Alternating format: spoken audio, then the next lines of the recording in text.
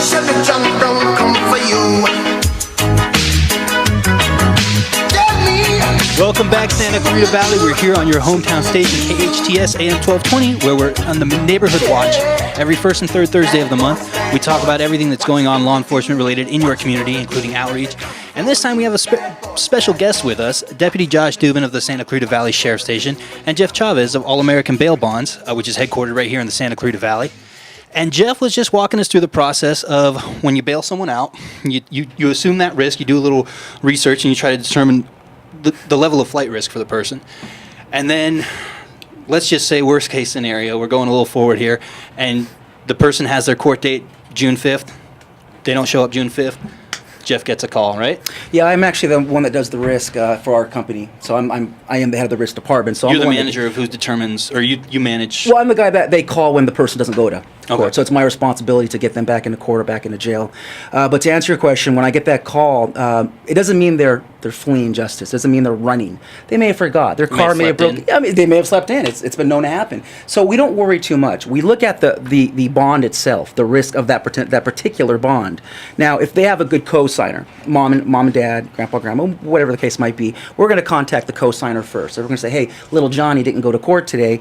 Do we need to be worried, or are we going to get him back to court tomorrow? And then normally we'll get him back to court tomorrow. Now, if we can't get a hold of grandpa, grandma, little Johnny, then we have to go to the house and do a little bit of investigating, a little bit of research, and see what's going on.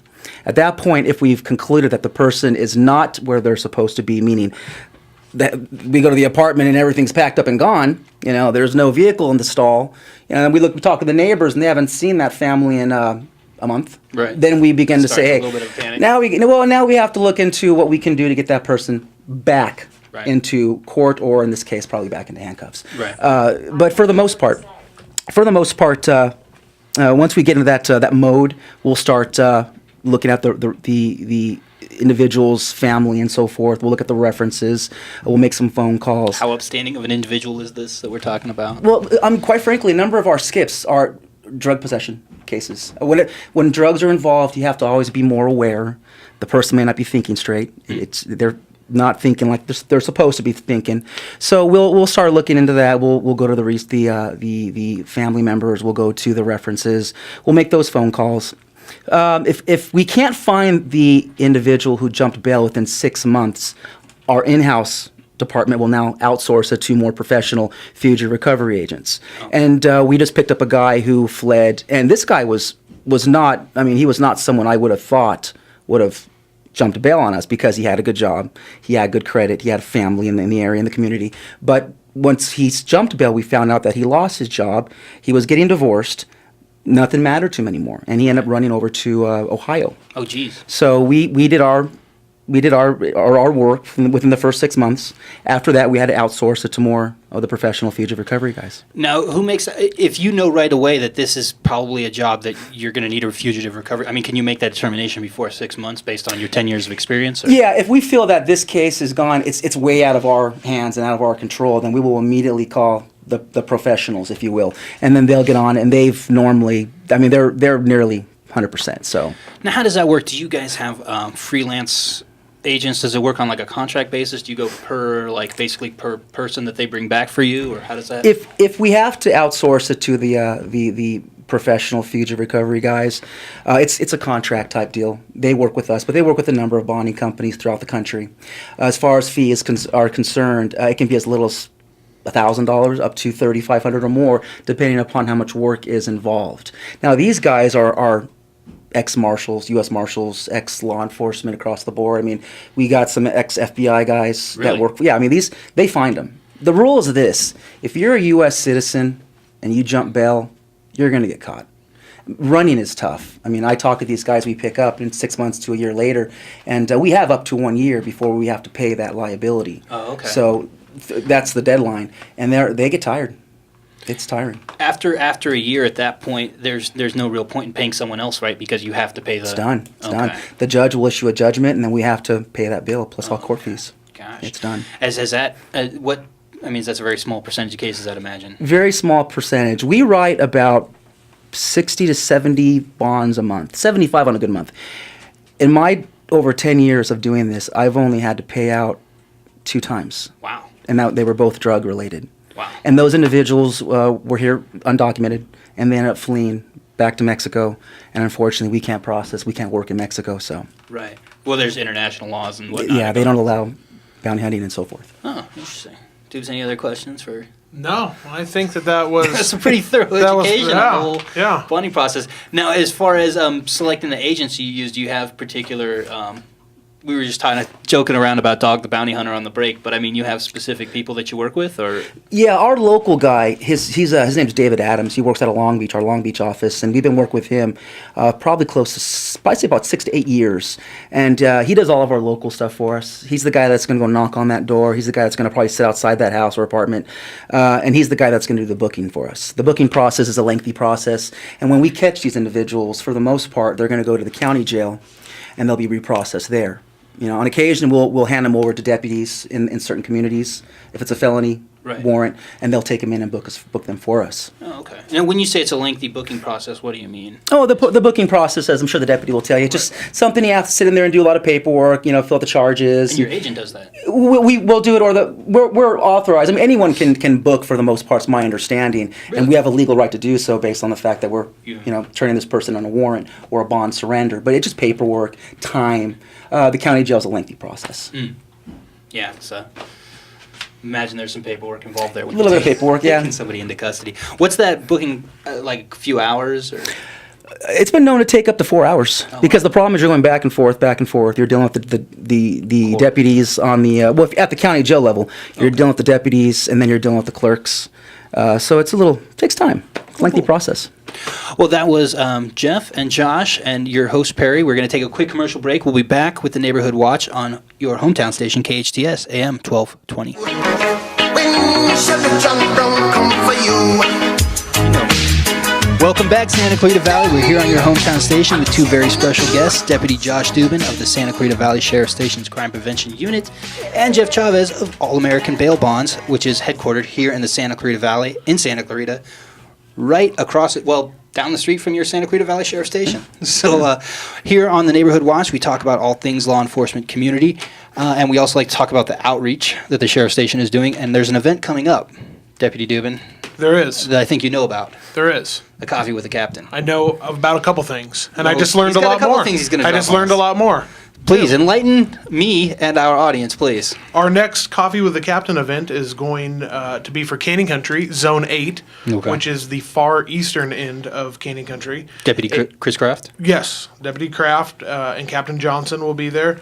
Anybody's welcome. Neutral space to discuss some community issues, build relationships, drink coffee. Make friends. May 12th at the Starbucks at Sand Canyon Road and Soledad Canyon in the Vaughn's Shopping Center. And this one's even more specialer. It's a little evening after? It's an evening one. Okay. We've done some in the morning, and now we're going to try some in the evening. So the event is going to take place from 4 p.m. until 6 p.m., again on May 12th at the Starbucks at Sand Canyon and Soledad. And I've been to a couple of these. It's interesting. You got a little dialogue. You get people saying, hey, my neighbor's doing this. What can I do about it? You have those type of questions. So it's a really great opportunity for people to dialogue with the new Sheriff Station Captain Roosevelt Johnson, who took over the local station in March. Right.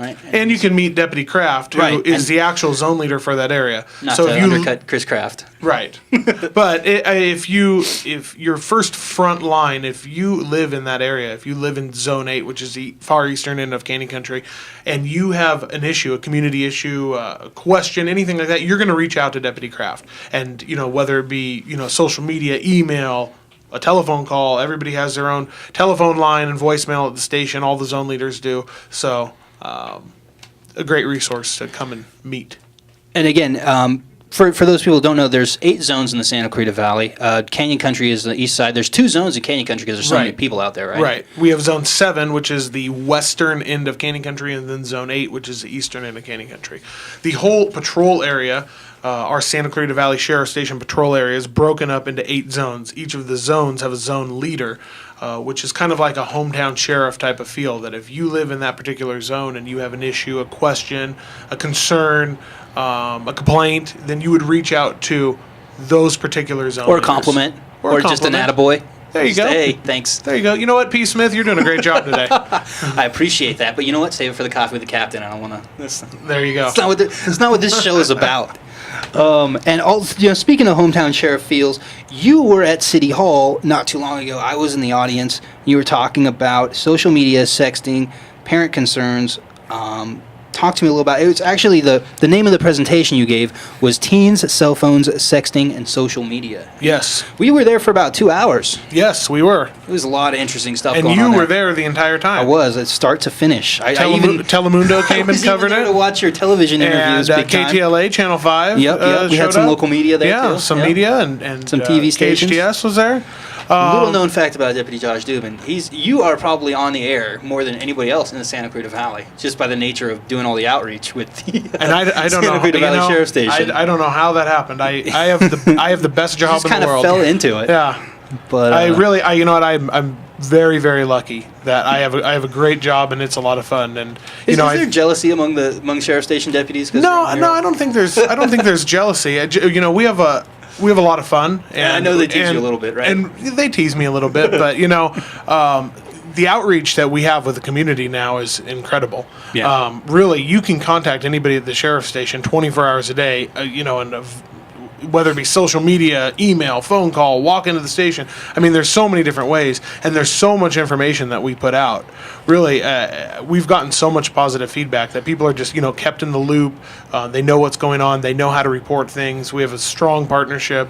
This show is part of it. We've done a lot of stuff on the show, whether it be, the Action Family Group, getting people, help that they need, the enforcement side of it, making arrests. Now we have Mr. Chavez here talking about, bail bonds and bonding people. What happens if you get arrested? Right. So, just a lot of positive stuff that we're doing, and I'm pretty proud of that. Yeah, and just in the last 6 years, you've seen that steady increase in the outreach. I know from my experience out here working in the media, it's just, a closer and closer relationship with the public.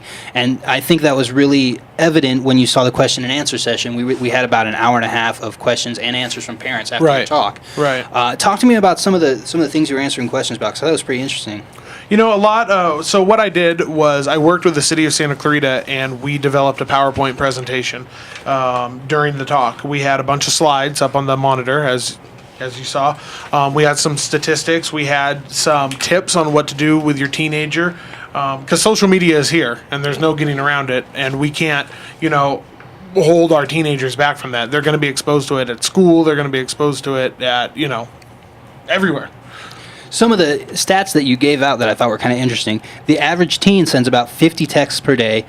More than 1 in 5 high school students take part in sexting or sending sexually explicit messages, and the number jumps to 1 in 3 by the time those same students are legally adults in college a few years later. You went to college? I briefly, actually for a while there, yeah.